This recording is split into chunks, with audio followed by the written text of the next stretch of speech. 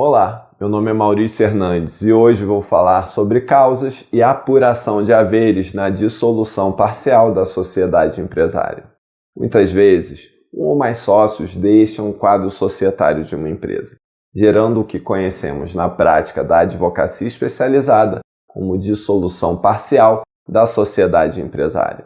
Essas ocorrências, que devem ser acompanhadas por uma reestruturação do quadro societário, são sempre fundamentadas por causas bem específicas, que vamos abordar de forma resumida.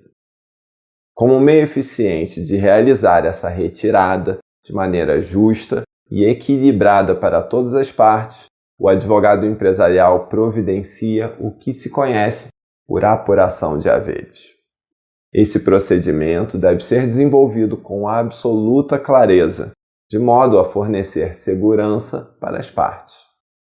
Um dos maiores valores que o profissional do direito oferece para a atividade empresarial é a clareza, que, por sua vez, reduz o risco de problemas em qualquer circunstância. Isso não é diferente no tema enfrentado hoje. Muitos são os casos de dissoluções de sociedades mal elaboradas ou sequer realizadas que tiveram que ser encaminhadas para a apreciação do Poder Judiciário.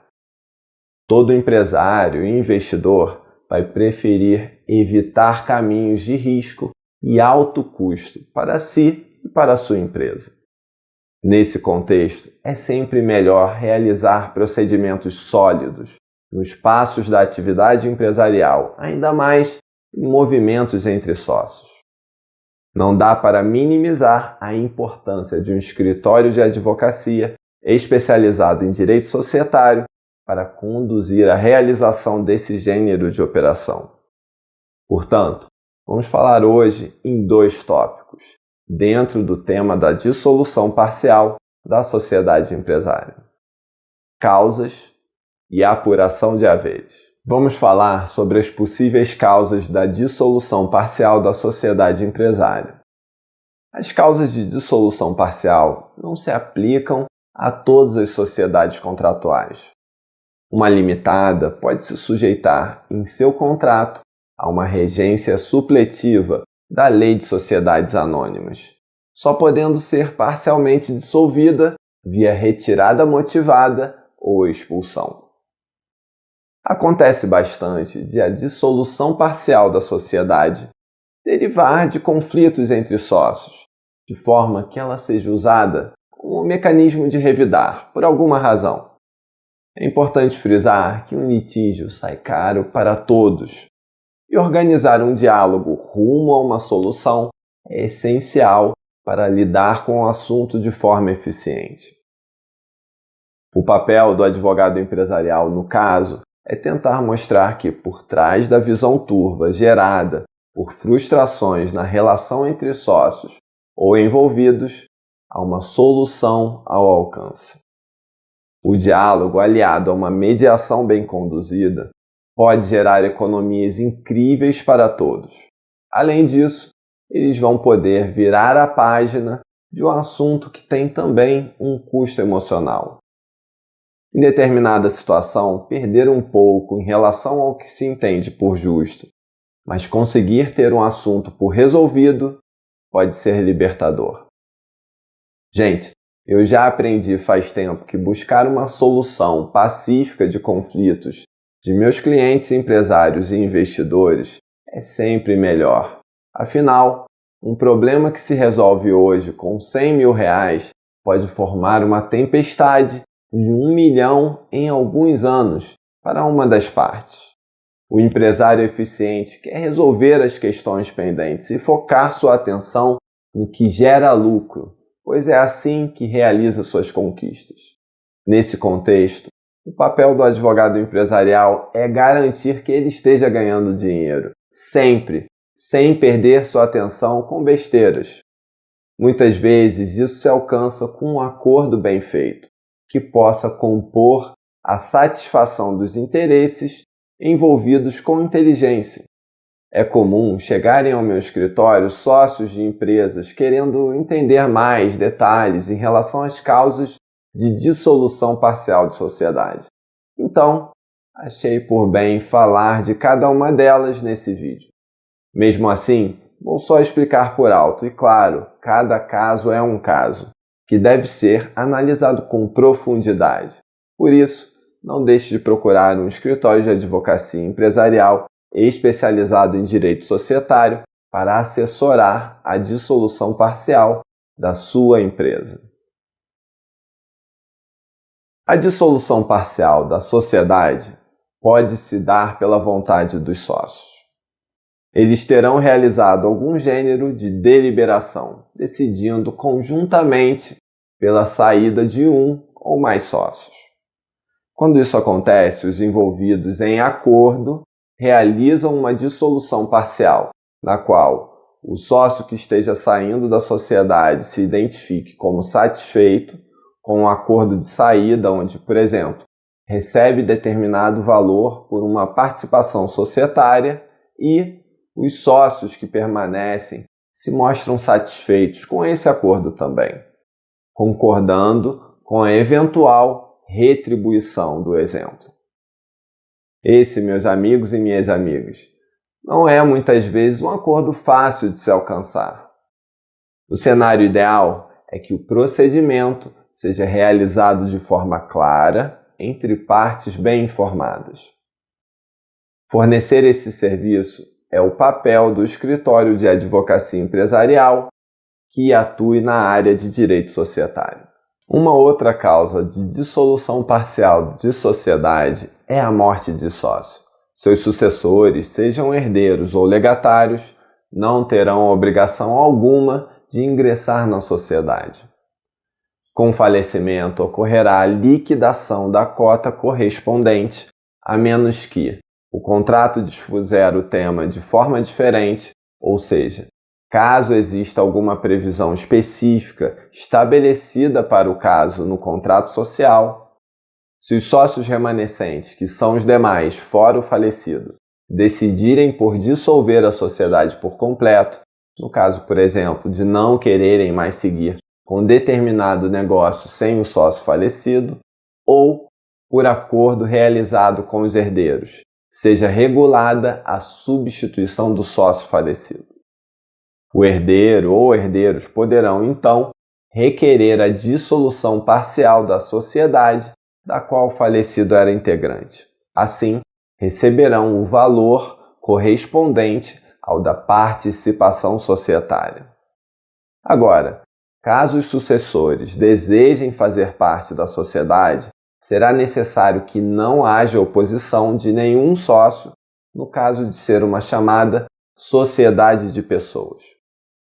Sociedade de pessoas ocorre quando os sócios têm o direito contratual de vetar o ingresso de estranho ao quadro de sócios. Ela é diferente da chamada sociedade de capital, que é quando o princípio da livre circulabilidade da participação societária está em pleno vigor. Não há, no caso, possibilidade de vetar um novo sócio. Aqui temos muita incidência de litígios, pois é comum que sócios remanescentes se neguem a realizar a apuração de haveres em prol dos herdeiros do falecido. O ideal sempre é evitar o custo de tempo e recursos com o litígio, alcançando um acordo. Uma mediação realizada por um advogado especializado em direito societário, escolhido pelas partes, muitas vezes acaba com os impasses, pois é um procedimento bem linear de se realizar. A retirada de sócio é um direito que ele tem, passível de ser acionado a qualquer tempo, caso a sociedade seja de prazo indeterminado. Nesse caso, o sócio pode notificar os demais de sua retirada, dando prazo de 60 dias para a realização da alteração contratual. Caso a sociedade seja de prazo determinado de duração, o sócio só poderá exercer o direito de retirada, comprovando a ocorrência de justa causa, sempre realizada em juízo, ou, no caso de sociedade limitada, não concordar com a alteração contratual, incorporação ou fusão que tenha sido aprovada por maioria, realizando a operação por via judicial ou extrajudicial. A exclusão de sócio é outra causa de dissolução parcial de sociedade, podendo ser operada de forma judicial ou extrajudicial, que é quando fazemos aquele acordo bem amarrado. Caso seja hipótese de sócio remisso, quando não está realizando contribuições estabelecidas no contrato social, é possível realizar de forma extrajudicial. Se a exclusão tem por motivo uma falta grave de sócio cometida no cumprimento de suas obrigações ou por incapacidade superveniente, a exclusão será necessariamente pela via judicial. Se a exclusão for motivada pela prática de atos graves por sócios minoritários provocando risco para a continuidade da empresa, sendo uma sociedade limitada e havendo previsão contratual, poderá ser realizada extrajudicialmente. Para isso, será necessária uma deliberação em assembleia, seguida de formalização por alteração contratual. Se o contrato for omisso sobre o tema, só se dará de forma judicial. Outra causa de dissolução parcial da sociedade é a falência de um sócio. A apuração de haveres do sócio declarado falido será endereçada, no caso, ao pagamento da massa, tendo em vista a satisfação do interesse dos credores. Ou seja, será identificado o valor financeiro correspondente à participação do sócio falido por sua participação e esse pagamento será devido à massa. Pode também ocorrer a liquidação de participação societária a pedido de credor de um sócio em execução judicial à falta de outros bens. O valor deverá ser, então, apurado em balanço patrimonial especial, devendo ser depositado em dinheiro no juízo da execução, até 90 dias após a liquidação. Ou seja, a sociedade deverá promover a liquidação da participação societária do sócio executado, transferindo os valores dessa liquidação para a satisfação do crédito. Vou falar um pouco sobre a apuração de haveres na dissolução parcial da sociedade empresária. Estabelecida a dissolução parcial, se segue a apuração de haveres com a mobilização financeira do que é de direito do sócio em relação ao valor atual da sociedade, ou seja, será definido o valor patrimonial da participação societária, de forma que não estamos falando aqui de valor nominal ou de mercado. Essa apuração de haveres pode ocorrer judicial ou extrajudicialmente. Em geral, a resolução mais eficiente para os sócios será alguma forma de mediação ou arbitragem quanto ao valor da participação, posto que esse será necessariamente quantificado. Nesse contexto, é muito importante o diálogo ativo, em busca de caminhos para um consenso. Uma mediação ou arbitragem pode ser essencial para que as partes não se vejam envolvidas em um conflito duradouro que pode trazer altos prejuízos para todos. O litígio deve ser a última opção, mas muitas vezes basta que seja a opção de uma das partes para que todos tenham que seguir por esse caminho. E aí, um problema que envolve um determinado valor em risco hoje se torna um problema de 3 a 10 vezes maior em algum tempo. Para esse problema serão trazidos juízes, desembargadores, analistas, peritos judiciais, oficiais de justiça, advogados das partes e todo um aparato administrativo que será custeado por todos. Além disso, os valores serão atualizados com juros que correrão durante o debate judicial. O fato é que a definição do valor de uma empresa não é uma ciência exata, mas existem formas relativamente seguras de avaliação e precificação. Empresas e profissionais especializados desenvolvem uma análise bem profunda e com segurança, utilizando estruturas já difundidas na prática de mercado. Essa análise de valor é comumente chamada de avaliação ou valuation. O pagamento dos haveres do sócio precisa estar adequado à proteção do patrimônio da sociedade, sendo importante frisar a vedação ao enriquecimento sem causa. Ou seja, as partes precisam receber sua participação sobre o valor exato da empresa, havendo, portanto, um crédito a satisfazer. Nesse contexto, é privilegiada a manutenção da atividade empresarial, bem como o resguardo dos direitos de eventuais credores. A dissolução parcial da sociedade realizada em juízo tem um rito processual da apuração de haveres. O magistrado, na condução da apuração, fixará a data da resolução da sociedade, definirá o critério de apuração dos haveres à vista do disposto no contrato social e nomeará o perito. O juiz observará o que for eventualmente previsto no contrato social para o pagamento desses haveres.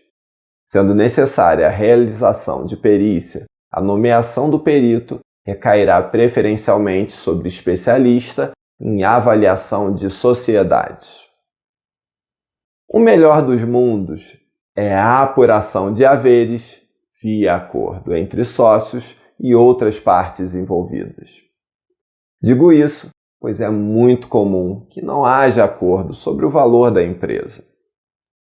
Tem sócio que nem quer discutir sobre pagar nada para aquele que está se desligando, por exemplo. Aqueles amigos de velha data, que sempre trabalharam juntos, muitas vezes viram opositores ferozes, quando a carteira vai para o meio da relação. No entanto, mesmo os sócios mais antagônicos podem entender a eficiência de contratar uma perícia externa para avaliar a empresa e lidar com o conflito de maneira programática. Seguir pelo caminho judicial para avaliar a empresa é fazer a mesma coisa, mas trazendo para o debate todo um aparato público. Isso elevará os custos do problema e o tempo de resolução de uma simples dissolução societária, o que, em geral, faz brotar diversos outros problemas para todos.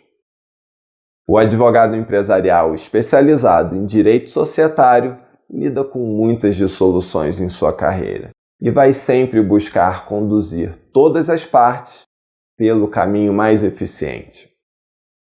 Fornecer clareza e confiança no procedimento pode ser um desafio, pois é muito comum que um dos sócios simplesmente se negue a conversar. Mas afinal, como realizar a apuração de haveres? Como identificar o valor certo da participação na empresa? O valor da participação será o valor econômico, contemplando ativos e passivos, tangíveis e intangíveis, bem como a capacidade da empresa gerar renda para seus sócios. Há, nesse sentido, uma análise das perspectivas da atividade empresarial dentro dessa precificação, que tem uma base no chamado fundo de comércio formado. Isso é natural, pois envolve o retorno econômico do investimento do sócio no desenvolvimento daquela sociedade que, afinal, gerou um valor. É comum, para a análise do valor da empresa, muito rotineiro em projetos de investimento, usar por base o indicador EBITDA.